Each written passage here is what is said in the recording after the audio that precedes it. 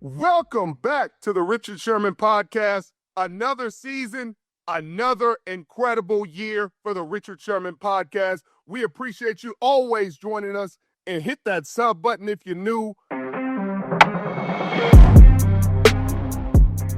How big of a plus is Micah Parsons' additions to this Green Bay Packers team? Ooh, I'm trying to quantify it for you, Mitchell. Please do. But it's bad, Mitchell. It's bad. Is it? No, it's not. It's not LeBron joining the Heat. It's not that bad for you, Mitchell. Is it Luka Doncic joining the Lakers? Let's talk NBA here for a second. Oh, let's talk NBA. No, because we didn't go. The Lakers didn't do enough with that. I'm trying to understand a way that this impacted it, so that you understand this team is a Super Bowl contender now. This was a top 5 defense without him. They were eighth in sacks, tied for 8th in sacks without him. Rashawn Gary had developed into a ferocious pass rusher without him. Now you're going to have to. Now you don't get to double team Rashawn Gary anymore. You hopefully double team Micah Parsons, but you got other people to deal with. And it's not like they needed Micah Parsons. This is icing on a cake, Mitchell. This is the topping. This is the cherry, and this is a big, juicy cherry on top of Green Bay green and gold Sunday that they're going to love. Like, he takes them over the top, Mitchell. He gives them not credibility, because they had credibility, but for example, if you take the game we had Thursday Night Football in Detroit, Green Bay Packers versus Detroit Lions, they won that game. Detroit Lions won that game by 3 points. Micah Parsons, I think, changes the outcome of that game. Like, that's how much of a difference maker he is. I think he ruins that game for the Detroit Lions. I don't think you can ISO him with Penei Sewell all day and think, oh, man, this is just going to go great. And I also don't think you just slide to him and leave Rashawn Gary to just feast. And so I think he changes the trajectory and the dynamic of this division. It makes them the clear favorites in this division. And honestly, right under, because I still have question marks about Jordan Love. I just don't know, because in big games, in huge games, he hasn't shown me what I need to see to say, hey, he'll take them to the promised land, because but will he ruin it for him? I don't think, maybe not. And so that's the question mark now. I think this defense, they have a good enough defense to take them where they need to go to win this division, to be dominant, to really have impact, to find a way to get home field advantage in the playoffs, Mitchell. They're with the Philadelphia Eagles right there, but they got to prove it. That's the thing that differentiates them from the Philadelphia Eagles. The Philadelphia Eagles have just won a Super Bowl. They went to multiple Super Bowls. They're proven product. It's not speculatory. It's not, oh, man, it looks good on paper. This looks great on paper. It looks like they got a ton better. But I think Jordan Love and how he plays will determine how deep they can go, and that's obviously going to be the case regardless. But this defense is doing enough. Like, they're going to be phenomenal. If they're not top 3 defenses in the league, I'd be really, really, really surprised. And to your point, you look at this Packers team. Jordan Love, he's only going to get better, in my opinion. They just added Matthew Golden in the draft. Word from him at camp is he's, definitely exceeding expectations from what they thought. You already have a very good wide receiving core, very young wide receiving core, young tight ends. Is the offense going to be able to do enough to be able to elevate them to that championship contender? Because I think you're right. I think the Packers, with the addition of Micah Parsons, certainly have a Super Bowl caliber defense now. This move reminds me a lot of what the Philadelphia Eagles did last year. They took some huge swings. They went out and got Saquon Barkley. Look how that all paid off. In years prior to that, they went out and got A.J. Brown. These are teams that are not afraid to be making huge moves that are going to impact, the direction of the franchise for not just this year, but the next 5, 10 years. Micah Parsons is one of those guys that he's going to be a relevant mainstay in this league for the next 7, 8 years. And I don't think there's much debate about that. it hurts me to my soul that he is in this NFC North division, because I thought this division was the Detroit Lions for the next 5 years with ease. And now it gives me a little bit of pause, my friend. It should give you pause because Josh Jacobs, Brandon Jacobs, I don't know why, how old I am. Josh Jacobs had 1,300 yards last year, 15 touchdowns. He's coming back. He's going to be healthy. That run game is as healthy as it's ever been. The thing that worries me is the two teams I just talked about, like in Jordan Love. And Packers fans can hate me and feel how they want about me, but he threw 3 interceptions in that game. Yep. In the playoffs, in the wild card game. They ran the ball well, and they didn't stop Saquon Barkley. Saquon Barkley ran for 119 yards. And you just got worse against the run. Like, you lose Kenny Clark. It's not like, hey, that's – sure, you get Micah Parsons. That's phenomenal against the pass. They didn't – I think Jalen Hurts had 131 yards passing in the playoff game last year. It's the run game that concerns me going forward. And the run defense, and they were 7th last year, which is fantastic. I think it was historical. They averaged under 100 yards rushing a game given up. So that was historic it's been a long time since the Green Bay Packers had a run game that well, but that good. But then you give up 119 in the playoffs when you need to have it. Your offense only scores 10 points. You lose that game. So when I'm talking about Jordan Love, I'm not talking about the season he had. He had 25 touchdowns, 11 interceptions, but in the playoffs, multiple years, his interceptions have become an issue. It was an issue the year before against San Francisco when, it looked like they were in that game. He got in a 2-minute drill, threw it to the other team. I think back-to-back drives, he threw interceptions, if I'm not mistaken. My memory isn't as clear as it used to be, but this defense can give them a chance in those games. Now, maybe it'll be different this year, and they can be great.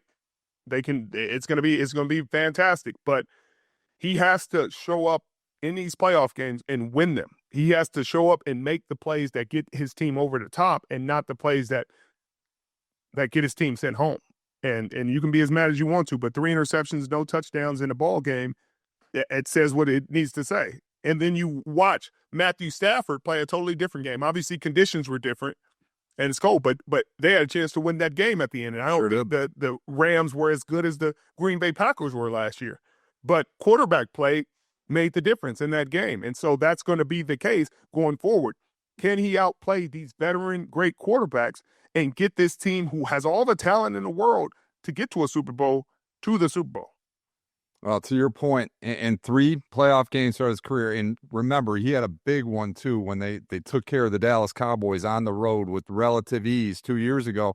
Jordan Love has a passer rating of 83.4, 678 yards, 5 touchdowns coupled with 5 crucial interceptions. Can he avoid that? Can he just be a game manager and a leader that elevates this team offensively to match what they are able to do defensively?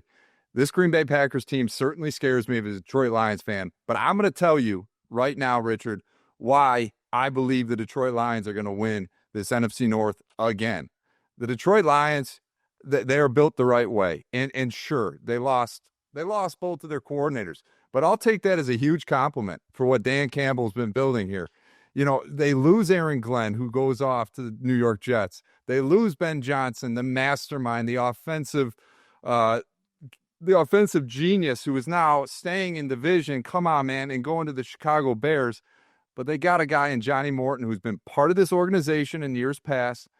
Dan Campbell does not tread far from who he believes in. Johnny Morton was part of this staff prior to going to Denver the last couple of years. He comes back. He's already said he's going to be taking more shots downfield. The Detroit Lions have got some absolute juggernaut offensive weapons. Let's start offensively. Jared Goff. You all know what we're going to get with Jared Goff. You're going to get the consummate pro, the guy who's fallen into, I think, the perfect state of his career. This is peak Jared Goff right now. I don't think we're going to see, in terms of his age, in terms of everyone around him, his offensive weapons, Jared Goff is going to continue to elevate this offense for the Detroit Lions. Amon-Ra St. Brown, one of the top wide receivers and most sure-handed receivers in the NFL. He is their safety net. The big guy here, Jamison Williams. The maturation of Jamison Williams over his first 3 years in the league, now entering his 4th year, this is where we're gonna see him shine. And I know it's fantasy football time. I see Jamison Williams firmly as a top 20 wide receiver statistically this year in the league. He can take the top off the opposing defenses, and this is exactly what they're going to need to be able to beat a team like the Green Bay Packers. Jamison Williams, right, Richard?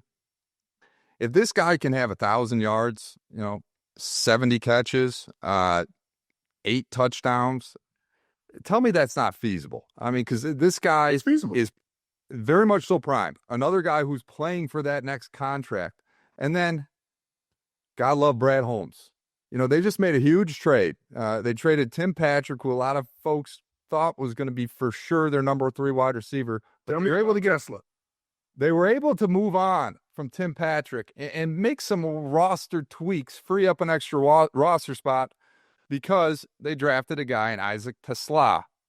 Richard, Isaac Tesla grew up in the western side of Michigan. He went to a small Christian school. No one knew who he was. He went to Hillsdale College, which is a very, very small school here in Michigan. Very small. He balled out so well. He ran the wing T as a quarterback and a running back. Speak to me, Rich. I'll speak to you here for a second. And then he goes to Hillsdale, and because of this lovely thing they call the transfer portal, he was able to end up at Arkansas, where he was really not that utilized. I know Arkansas had some quarterback issues last year. They didn't really get him a ball a ton. I think he netted out less than 40 receptions. But Brad Holmes made a huge swing. He traded multiple picks to move up in this year's draft and draft Isaac Tesla, and everyone questioned it. Everybody. But Richard, I don't need to live in Detroit and be exposed to Detroit media to see how big of an impact this guy has made. I mean, he was all over NFL's Instagram with all the catches he was making this preseason. This is a 6'4" guy that runs a sub 4.40 who reminds me a lot of Puka Nacua. If the Detroit Lions could have found a diamond in the rough in Isaac Tesla and partnered him up with Jamison Williams, with Amon-Ra St. Brown, with the beast that is Jahmyr Gibbs, Sam Laporta, David Montgomery, where would you like me to stop? Because I know the Green Bay Packers added Micah Parsons, but Richard, this Detroit Lions team is the best, youngest team in the NFL right now. I think they've got the most players under the age of 25 that made the highest ranks in NFL's top 100. That is offensively. And then you look at the defensive side of the ball, and I'm just going to come out and say it. This might surprise some of you guys. I think the Detroit Lions are going to have a top 3 defense this year. And you get a healthy Aiden Hutchinson. You get absolute stalwarts in the middle. Aleem McNeil battling an injury. Had a terrible ACL injury. Who didn't get injured last year on the defense for the Lions? 13 defensive players went on IR last year. I saw a crazy stat after the Philadelphia Eagles won the Super Bowl. Did you know that 21 of 22 day one starters for the Philadelphia Eagles played in the Super Bowl? Did you know that? I mean, because this shows you the NFL is not just about ability, it's about durability. It's about sustainability. And availability. And the main one, availability. Detroit, unfortunately, did not have anyone available, and we saw it, unfortunately, when they lost to the Commanders. But you look at this defense at the back end, Brian Branch, Kirby Joseph. They just added your buddy, DJ Reed, on the outside at corner. And then you get a Terrion Arnold, a Meek Robertson, dog. Richard, where would you like me to stop? Because I really firmly believe that this Detroit Lions team is well ready to make this run. They have a gauntlet of a schedule. If you guys have not looked at their schedule, I believe they said it's probably goes down as one of the hardest schedules in NFL history. They're going to have to battle a lot of opponents on the road. Kansas City Chiefs, Cincinnati Bengals, Baltimore Ravens, obviously the gauntlet of the division that we're in right now. But I'm telling you, I said the Detroit Lions win 12 games, 12-5. Richard, I got to hear from you though, man, because I know you like the Green Bay Packers right now, but come on, man, show me some love for my Detroit Lions at least. I gotta show love to your Detroit Lions and the Honolulu Blue Boys, Metro, because they are a fantastic team. And I think Jared Goff is going to have another good season. Obviously, their offensive line has been, along with the Philadelphia Eagles, probably one of the best in football. The issue that I have is health, as always. Yep. Taylor Decker, a little banged up already. A little banged up. And anytime you come into the season with questionables, you're concerned, especially at offensive line. Graham Glasgow, a little banged up. Yep. And you're going to have to deal with pressure. And what doomed the season last year was mistakes from the quarterback position and pressure. Like, people started to get, and I hadn't said this in a long time. I had not said this about Jared Goff because he just looked different in Detroit. I don't know if he went there and they injected that blue-collar toughness into his veins, but he turned into a different quarterback. Not a more effective or better talent-wise, just different in how he responded to physicality and how he responded to getting hit and standing up and standing in the pocket, standing strong. Like, there were times when he was with the Rams that his reputation was, hey, if you hit him a few times, he's going to start to get fluttered. His feet are going to get quicker. His passes are going to be erratic, and that's the recipe for having success. I feel like we need to cue the video of you knocking out Jared Goff at the 1-yard line during his rookie year. If you guys have not seen this video, please, I mean, Richard, have you hit somebody harder than when you hit Jared Goff and knocked him out of that game, 7-8 years ago? Profit 1. Lidstrom chasing Dopp away. Flag gets thrown. And Dopp with a hold. Oh, gets slammed out of bounds at free by Richard Sherman. Knocking along his speed, but there's a flag down back at the 28-yard line. No, I don't think I've ever hit anybody harder in my life. But that's what happened late in the season. And also the defense was just so banged up. Like, let's be honest here. Your defense was so banged up. They were taking guys off the street. Literally. Starting them. So I'm not going to put that against them, but they gave up 45 points to the Washington Commanders, and it doomed the season. 3 turnovers by Jared Goff and 45 points for the defense.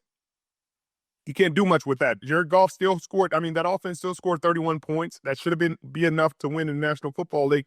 But you don't want to run into that situation again and again. You talk about guys understanding how to affect this offense and say, hey, you got all these great receivers. You got this great offensive line.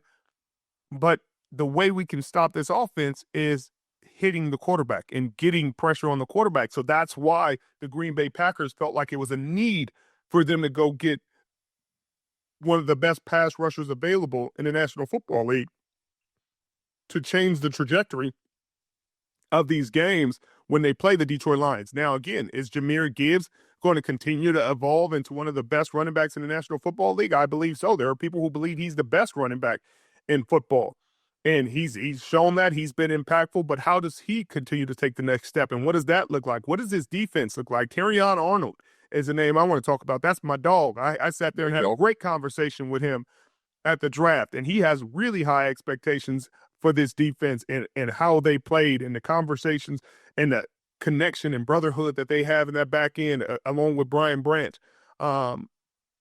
He has really high expectations for this team. Aiden Hutchinson coming back from injury. He tried everything he could to get back for the playoffs last year. I think he takes the next step. But you got to stay healthy. And again, that health doomed them. Health is dooming these teams, and that's an unpredictable factor in the National Football League. But I thought last year was the year that they had to, like, do it because it was perfect scenario, and unfortunately it didn't work out for them. The year before, it was like a Cinderella year. They weren't expected to do much, and they got all the way to the NFC Championship up double digits, and unfortunately it didn't go the way they wanted it to. What happens this year when everybody in the division is getting better? Minus the Minnesota Vikings. I think the Minnesota Vikings got worse. I don't think J.J. McCarthy is as good as Sam Darnold. I don't think he's going to be as prepared or run the offense as proficiently as Sam Darnold did. I thought that was a Cinderella season for them that they had to maximize, and I don't think they did. I think they take a step back. I think the Chicago Bears with Ben Johnson did a lot to solidify their offensive line and at least give Caleb Williams a chance to develop into what people think he is. And if he doesn't, it's clear and apparent it's him and not the offense or the scheme or the team. It's him. So if he has a good season, it's like, hey, he just needed time. He just needed protection.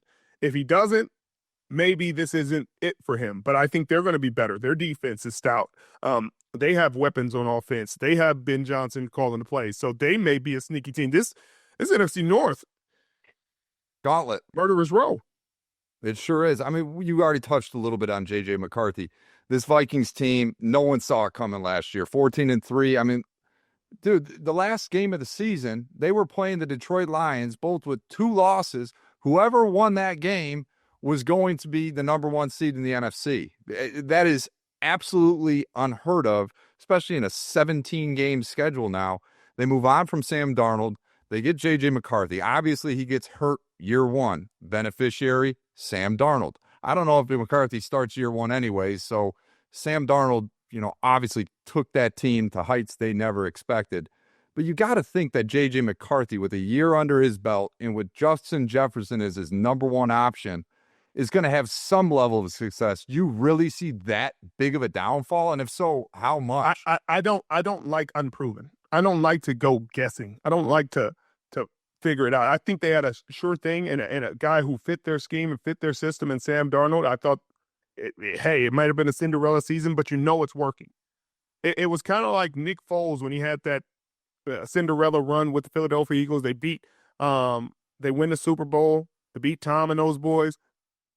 And then they go on and pay Carson Wentz all that money, and they trade Nick Foles. And I understand. You feel like Carson Wentz is the guy. You feel like Nick Foles isn't. But sometimes the hot hand, just keep going. Just keep going. Maybe this engine only works in this car, but it works incredible, over and above expectations. So just keep that engine in the car.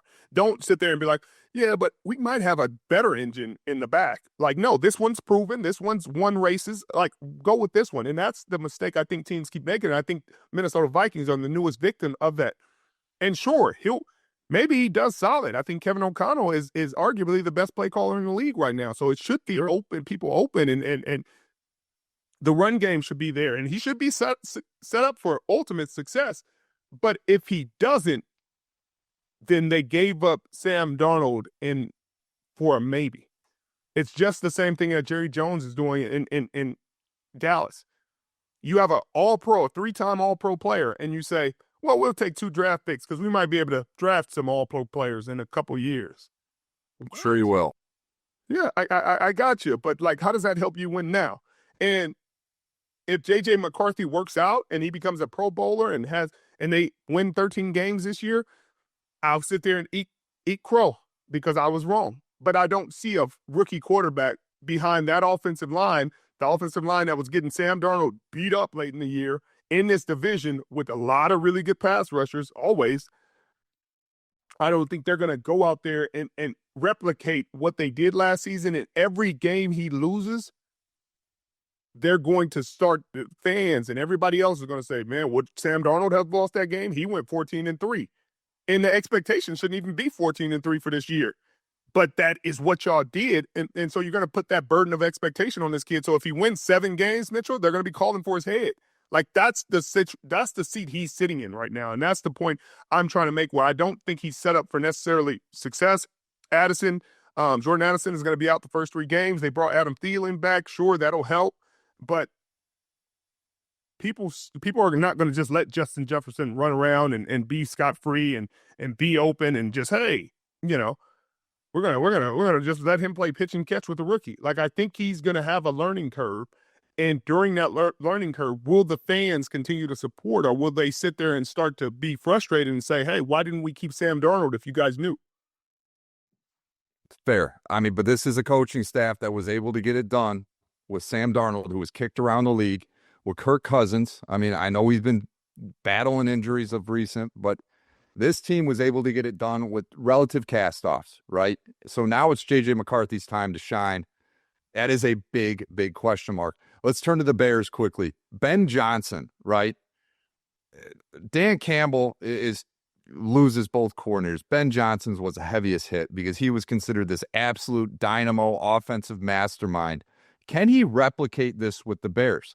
the Bears have a bundle of offensive weapons. DJ Moore, obviously. Roma Dunze. They just drafted Luther Burden and Colston Loveland, who they love in Chicago right now. They got a mixed bag of running backs. DeAndre Swift, maybe he can revitalize his career in Chicago. Are you worried about the Bears?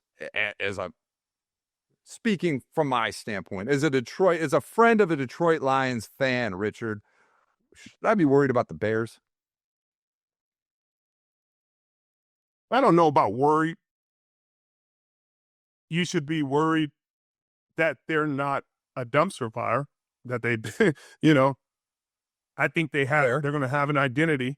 They're building a really solid team, and they're going to have a solid foundation that could have the potential to be a really good team, because you got a good offensive line. You got a good defense. You'll have a good running game. It's going to be based on how the quarterback played. And he played solid last year. I mean, I know he had a lot of scrutiny, a lot of people beating him down.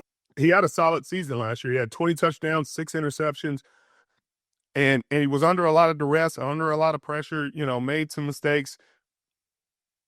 Only 62% completion percentage, but it wasn't as bad as they said. That's why I think Ben Johnson came in here. He thinks it's an easy fix. And we'll see.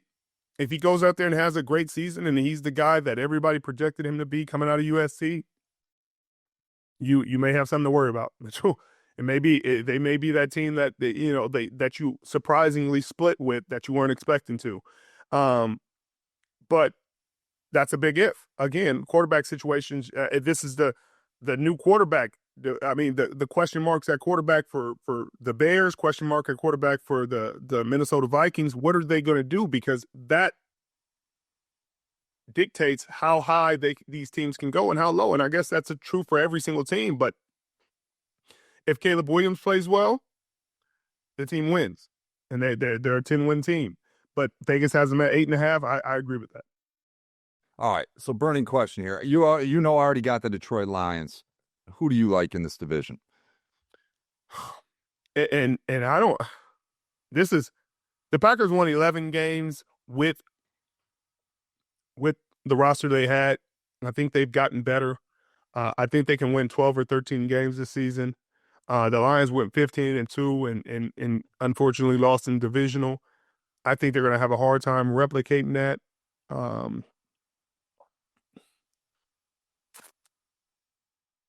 I still got Detroit winning. I got Detroit winning the division, with Green Bay right there on their heels, and them playing.